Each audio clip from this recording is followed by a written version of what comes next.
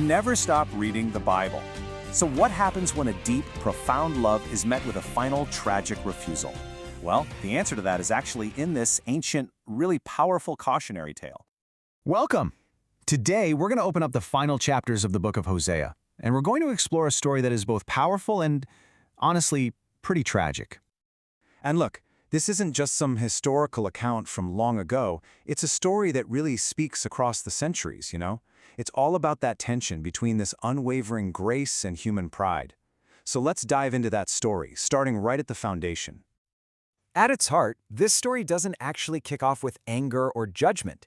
It starts with a really deep and foundational love. See, before any of the conflict happened, there was this long, shared history of connection and care. You have to understand, this entire relationship was built on God's consistent acts of grace, of deliverance for the people of Israel. I mean, think about it. From the dramatic rescue out of Egypt to being taken care of in the wilderness, every single major event in their history was proof of this foundational love. These weren't just dots on a timeline. They were the cornerstones of their whole relationship. A history of compassion that really should have been unforgettable. But as we're about to see, memory can be tragically short. Right, so that unforgettable history was in fact forgotten. And despite this incredible foundation of love, a destructive cycle started to take hold. A pattern of just turning away that would eventually come to define the entire nation. And this is where the story reveals this really tragic pattern. It's this dynamic of grace being met with just profound rejection. For every single act of mercy, there was an act of forgetting.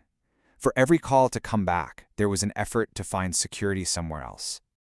So, instead of trusting the one who had always saved them, Israel started making these political deals with powerful empires like Assyria and Egypt. And when the nation got prosperous, that success didn't lead to gratitude. No, it led to a dangerous pride and self-reliance that made them forget the very foundation of who they were. This repeated betrayal, as you can imagine, created a deep conflict. But this wasn't just the anger of a king towards his subjects. It was something so much more personal. It was the anguish of a father for his child. It's this incredible tension between the need for justice and the pull of this overwhelming love. I mean, listen to this language. It gets right to the heart of the dilemma. That's not the voice of an angry ruler, is it? It's the voice of a pained parent. It shows that even in the face of judgment, the main emotion here is this relentless, heartbroken love.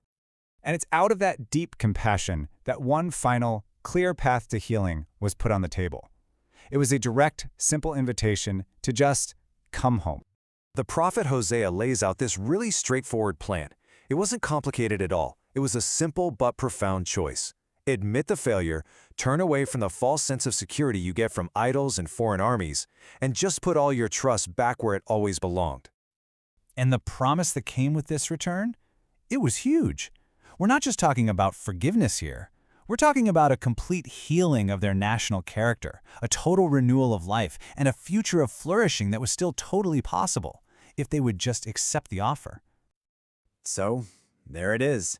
The offer was on the table, a clear path to redemption and a promise of total restoration.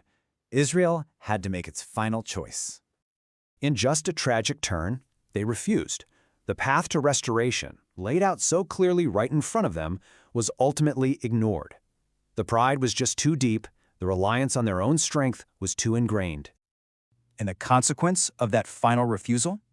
It was the very ruin they had been warned against time and time and time again. The story ends not in restoration, but in destruction, and it was a direct result of their final choice. This ancient story leaves us with such a powerful and timeless question, doesn't it? It really forces us to look at that difficult choice between our own pride and the humility it takes to repent, a dilemma that is just as relevant today as it was thousands of years ago. This explainer was based on materials from the Center Studio.